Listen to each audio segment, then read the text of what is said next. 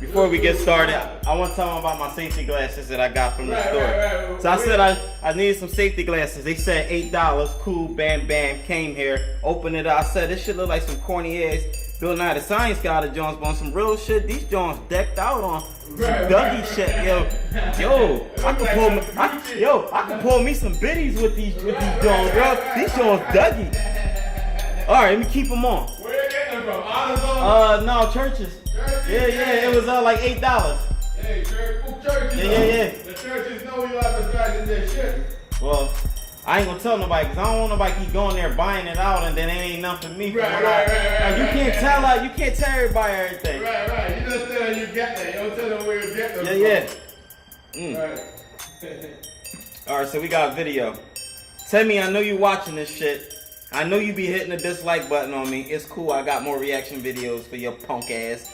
I got a car, what is it, 2003 to 1999. I don't know what it is. It's a Saab, look like a 9.5, 9.3, got a turbo.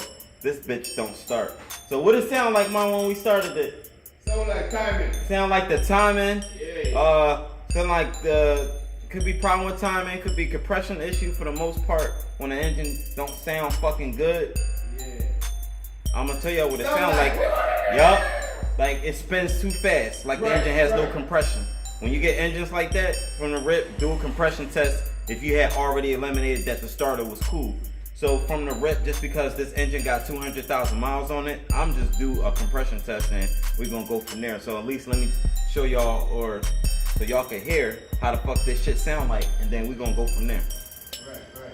Alright, so I got the jump box hooked up because this shit, basically the battery was sounding fucking weak. I guess I'm trying to crank it. So I'm gonna go ahead and start the jump box. Now I'm gonna crank it. I want just so y'all can hear what this shit sound like.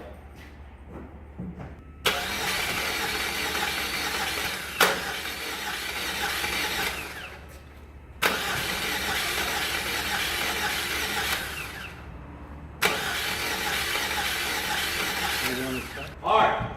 Now, like I said, this shit don't sound good. I had a car that sounded like it was a bad starter before. That's one thing. But this shit got 200,000 miles and I'm not going to play around. I'm going to just do a compression test. So, that's what we're going to do, Andrew. You looking at it like you worked on it before. I got gas and shit, yo. You recording saying that? I know, I just farted too. Oh, fuck. My subscribers, y'all know I'm crazy and shit. They probably heard it and everything. I don't care. I got fucking fart. Shit. Yeah, no, I'm just recording. He recorded that, yo. That's crazy. Oh, I go live on Friday. Yo, what's up with this dumbass phone cover?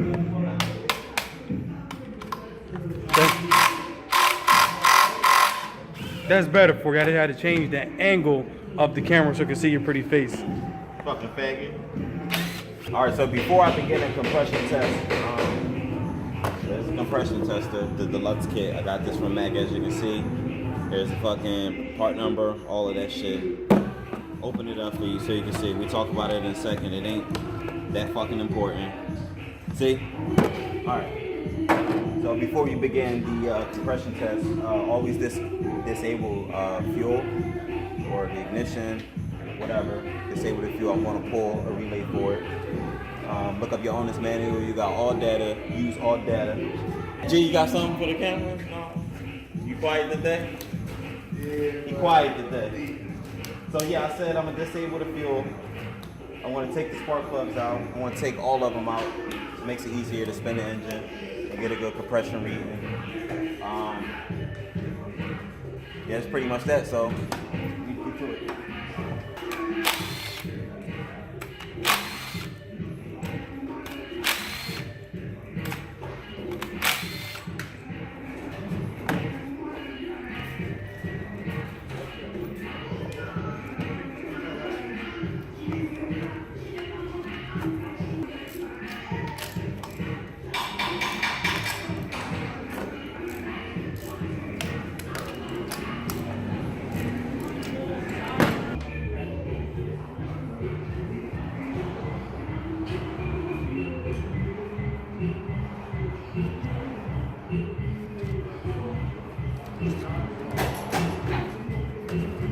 Alright, so I got the kit open. You're gonna figure out what connection you need.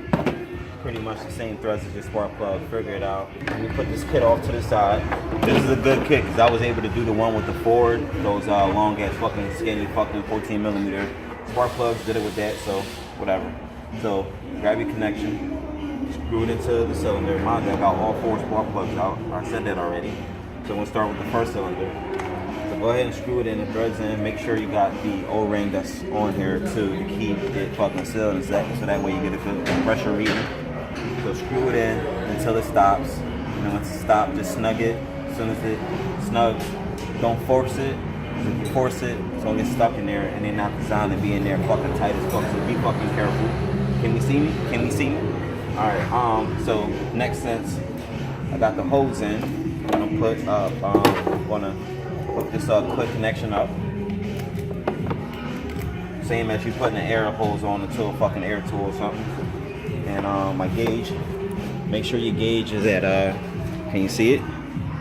Make sure your gauge is at fucking 0 and shit.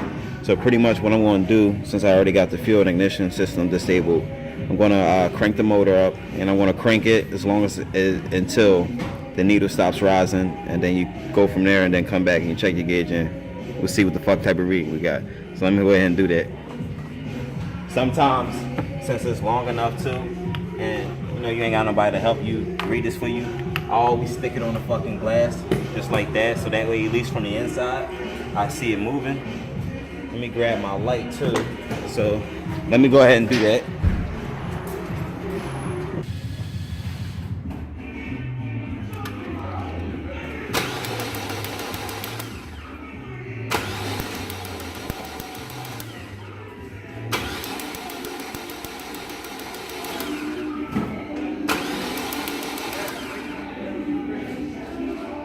All right, let me check the gauge. As we can see, this one reads 0 PSI. I was looking to get it up to, according to specs on all data, it's a 12.4 bar. Converted over to PSI is 179 exactly, but let's go with 180 because that's what I go by on most cars. So I was pretty much looking for a difference in each cylinder, do a comparison in percentages and shit. We can do it that way. But for the most part, I got 0 compression, so that tells me that it is internal engine issues probably. Timing could be off. I don't fucking know. To confirm that, I got to take the valve cover off, and I got to make sure. And it looks like in this case, that's exactly what I'm going to be doing. So for just for good, for the fun of it, I'm gonna just go ahead and compression test one more cylinder, and after that, I'm gonna see about getting more Diag time and taking off the valve cover. Actually, I could take off the valve cover because it's fucking simple. I just want to make sure that I want to see the timing change. I want to see it spin when I crank the motor, and then I'm gonna go from there. So let me compression test one more cylinder.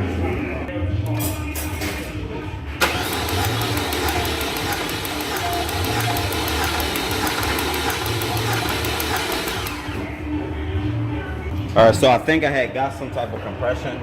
So now I am going to finish the test now.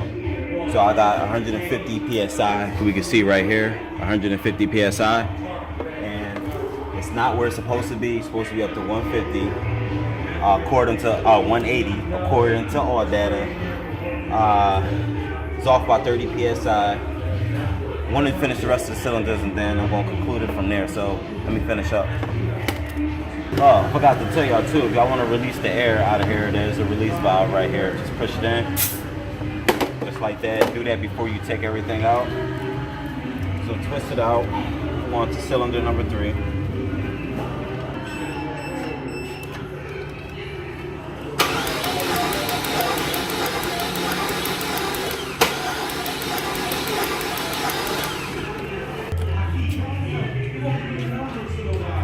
Let me do this again because I hit the valve, but that shit was definitely like 90 PSI. Alright, that shit sounds bad as fuck.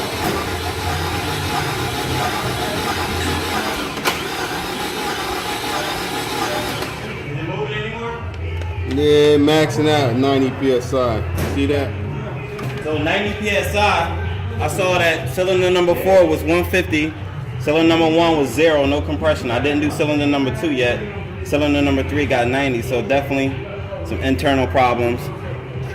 The official way to find out, you gotta open stuff apart. But at this point, that's enough to conclude that it needs a new engine. Definitely. And the way it sounds. Just experience. Listen to motors crank, the way they sound will sometimes help you diagnose them. But it's always good to get concrete evidence. Right. Like this compression test. You get some values, because the values allow you to not only charge the customer because they seen that you were technical on your diagnosis, not just saying, waving a wand and saying you need a motor starter because it's making noise. Right. That's it. All right, so I'm tangling like my dog.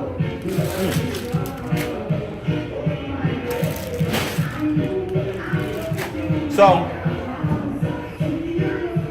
concluded, they have low compression in all cylinders. And I didn't show you all 4, but, well, I only did 3 because one of them has 90 and the other one has 0 PSI. When you run in a place like this, you flat rate tech, you in a shop like this, we got hourly rates. Listen, you be wasting your time trying to sell a customer other shit. Start, oh, we not sure, oh, we not this, oh, we not that, we gotta run some more tests. You should. I only ran 1 test. You run 1 fucking test and you confirm. Everything goes by natural. You gotta know what to do naturally. A car don't start, you gotta walk up to it and you gotta have some type of fucking clue, some type of hints or something.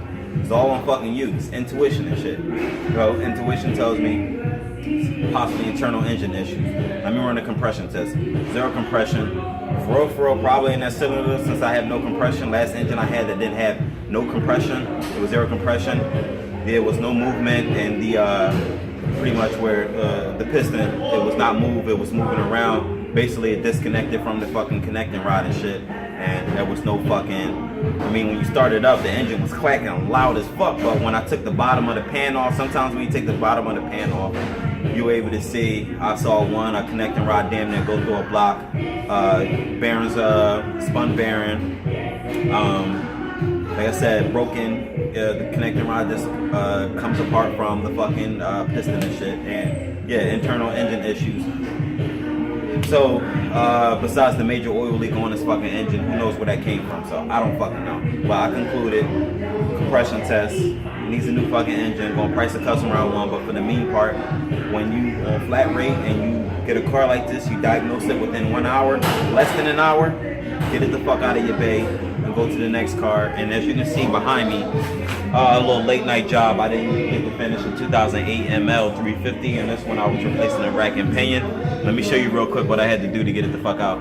So I had to take apart, I had to get the axle out. I didn't take it out all the way, take apart the arm from the upper control arm, got that. I ended up taking the front differential out, thus you can see that on the floor. Let me raise it up for you so we can all see what's going on here.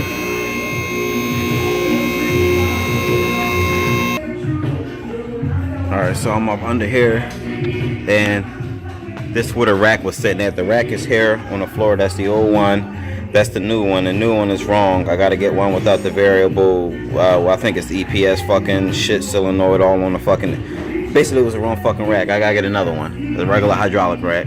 And yeah, look at this. This fucking mess right there came from the fucking rack. Power steering lines is out. As you can see, where's my steering shaft is up in there somewhere. Took apart, had to disconnect the drive shaft. What else I had to do? Yeah, that was pretty much it. So yeah, this was like a fucking 4-hour job, and at a dealership, he even called the dealership and said they priced him out like fucking $500 labor and then like $900 for the fucking rack and shit. So he was in a hole. Pretty much I'm saving this guy money, as I always do, people. But yeah, that's that. Leekautorepair signing out. Guys, don't forget to hit that like button and subscribe.